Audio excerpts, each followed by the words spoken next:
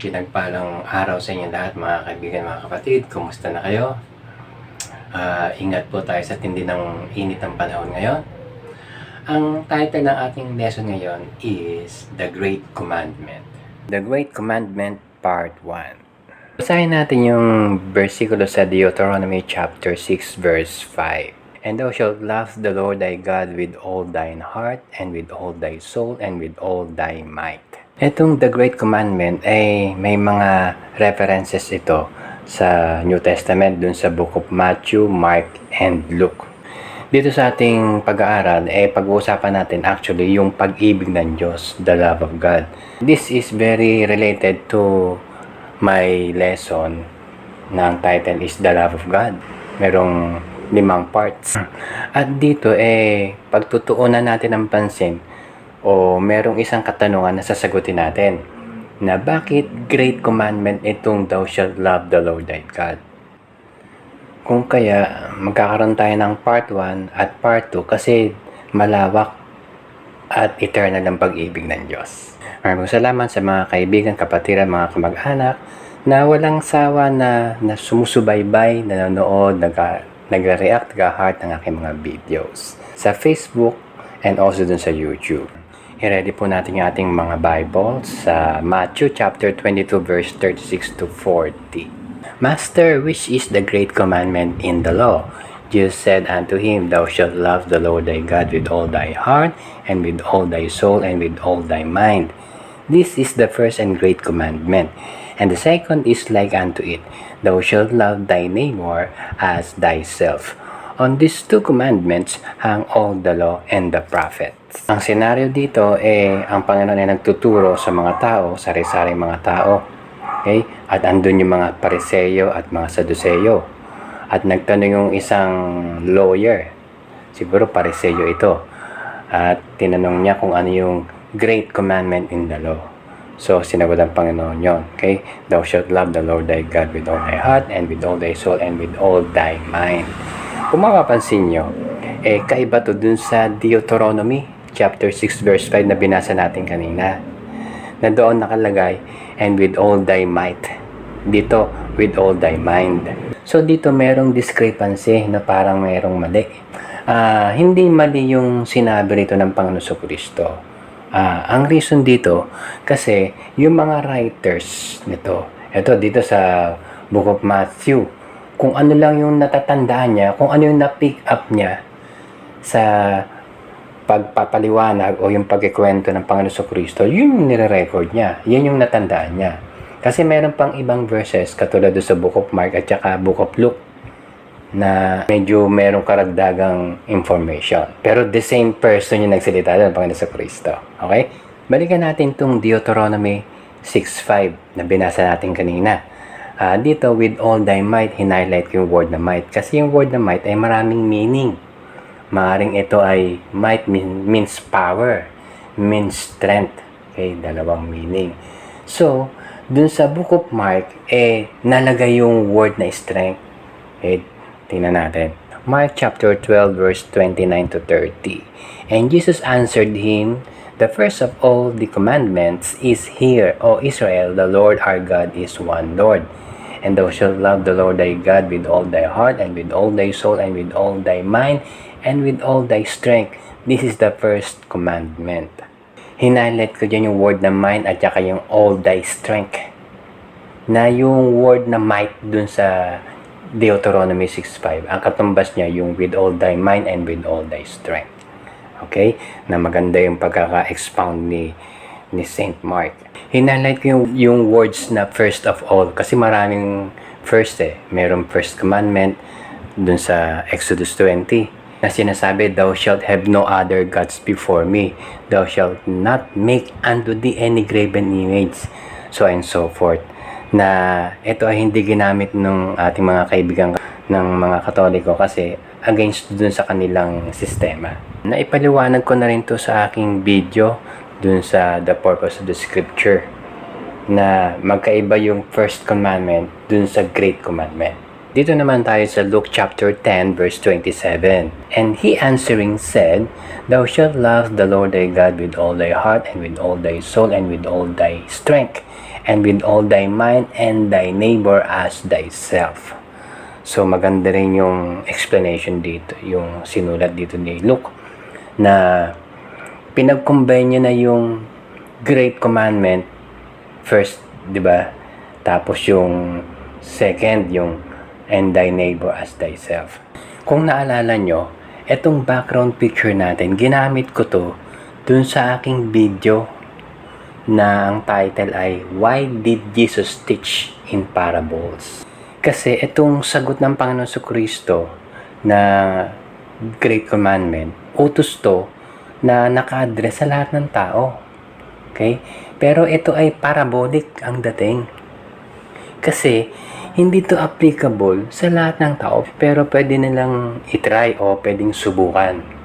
Ang tanong, magagawa ba ng mga tao to, ng ordinaryong tao? Ang sagot, hindi lahat ng mga tao pwedeng sundin yung kautosang ito, itong Great Commandment na ito. Paano ito?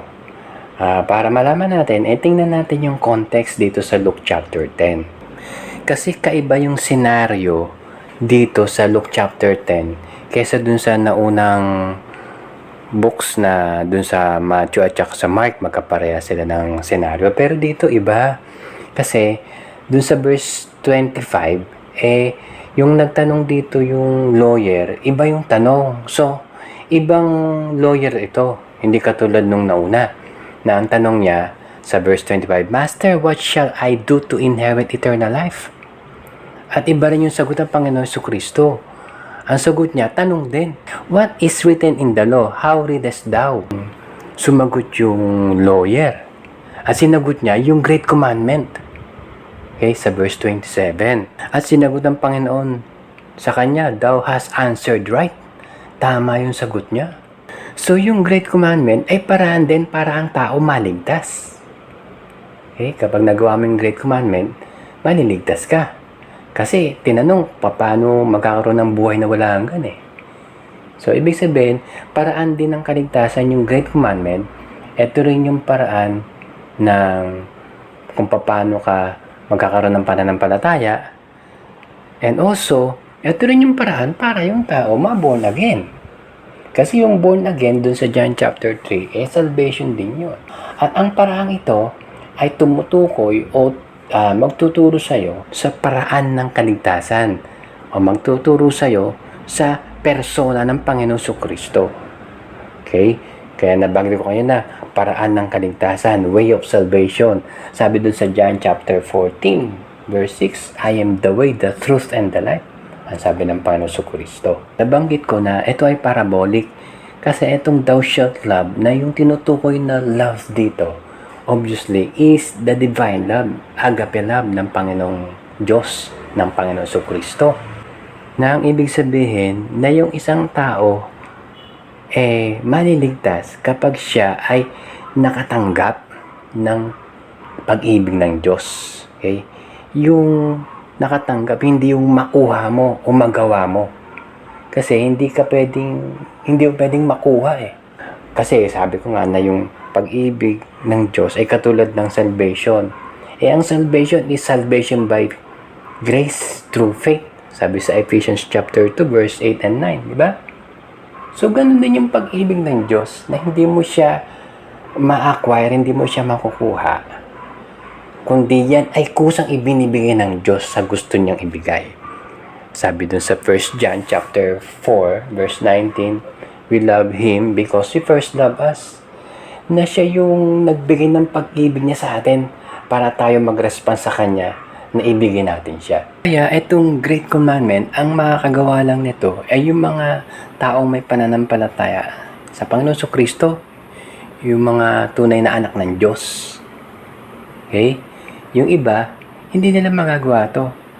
Kasi wala silang pag-ibig ng Diyos sa puso nila. Yan yung sinabi ng Panginoon Jesucristo dun sa mga Pariseo sa Saduceo na tumutulig sa Kanya eh. Dun sa John chapter 5 verse 42. Ang sabi niya, but I know you, that ye have not the love of God in you. Okay? So, hindi lahat ng tao may pag-ibig ng Diyos sa puso niya. Okay? ang mga taong makakasunod lang ng Great Commandment ay yung mayroong pag-ibig ng Diyos sa puso niya. Yung binigyan ng Diyos ng kanyang pag-ibig. Nabanggit ko na merong kung bakit Great Commandment itong thou shalt love the Lord thy God. Okay, meron akong 5 reasons. Okay, hindi natin matatapos tong 5. Ang pag-usapan na natin yung 3 bagay. Okay, yung 4 and 5 sa part 2 na natin pag-uusapan. Balik tayo rito sa Matthew chapter 22. Nabasa na natin ito kanina eh. Ang gusto ko lang emphasize dito, yung verse 40, yung verse sa ibaba, ang sabi diyan, on these 2 commandments hang all the law and the prophets. Kasi yung great commandment, thou shalt love the Lord thy God. Tapos yung pangalawa, thou shalt love thy neighbor as thyself. Yung 2 great commandments. Kung kaya great itong love the Lord thy God, kasi lahat ng mga batas at mga na sinabi ng scripture, okay, ng mga propeta, ay maaring masunod sa pamagitan lang ng great commandment na thou shalt love the Lord thy God. At ito ay ipinaliwanag na ni Apostle Paul dun sa Romans 13 verse 8, 9, and 10. Sabi dun sa verse 10, love worketh no ill to his neighbor, therefore love is the fulfilling of the law. Kasi ganito ang paliwanag ni Apostle Paul. Kasi dun sa 10 commandments, di ba puro thou shalt not kill, thou shalt not commit adultery, thou shalt not covet. Kasi kapag iniibig mo ng tunay yung kapitbahay mo, yung kapwa mo, pag nanakawan mo ba siya? Papatay mo ba siya? Hindi. So, therefore, love is the fulfilling of the law. Okay? Next, number 2. Ang great commandment, kaya to great kasi dito ka magkakaroon ng kaligtasan ng buhay na wala hanggan. Na kung ikaw ay makatanggap ng pag-ibig ng Diyos, ikaw ay maliligtas. Okay? Yung sinasabi dito sa Luke chapter 10 verse 26 and 27. Number 3, kung bakit great commandment yung thou shalt love the Lord thy God. Kasi yung isang tao, after na siya ay maligtas, siya ay indwelt na ng Holy Spirit. Ang Holy Spirit ay meron siyang 9 fruits. Okay? Yung joy, peace, long-suffering, gentleness, goodness, faith, meekness, and temperance. Anong kulang? Yung una, yung love. Kasi siya yung unang fruit ng Holy Spirit. Na yan ang unang ina-exercise ng isang anak ng Diyos. Kasi meron siya sa puso niya nung pag-ibig ng Diyos. Sa mga kaibigan natin dyan, kung naalala nyo last week, mahal na araw, ginunita natin ang kamatayan ng Panginoong Hesus at muling pagkabuhay. Na kung saan ang kanyang muling pagkabuhay ay katibayan na merong buhay na walang hanggan, na merong langit na pag-asa ang mga anak ng Diyos, na kapag anytime na ang tao ay namatay, kung siya ay sumampalataya kay Kristo, siya ay pupunta sa langit. At dun sa mga kaibigan natin na hindi pa sigurado na yung kanilang destinasyon sa buhay, kung ikaw ba ay tatanggapin ng Panginoon sa langit o hindi, kinakailangan mo si Kristo. Kinakailangan mong aminin na ikay makasalanan, pagsisihan mo yung kasalanan at tanggapin mo si Kristo sa puso mo bilang Panginoon tagapagligtas. Okay? Para ikaw ay maligtas. Kasi ang dahilan kung bakit siya namatay na pako sa krus para iligtas tayo sa kapahamakan sa impyerno. At tanging si Kristo lamang, yung kanyang sakripisyo sa krus ng Kalbaryo, ang paraan para tayo ay maligtas, para tayo ay tanggapin niya sa langit someday, na kapag tayo namatay, makakapiling natin siya doon sa kalangitan. Okay? Next week, magkakaroon tayo ng part 2 sa ating lesson. Meron pa akong natirang 2 points na reason kung bakit great ang commandment ng Panginoon, yung the great commandment. Okay, maraming po salamat sa inyong pagsubaybay. Hanggang sa muli, pagpalain tayo ng ating Panginoon.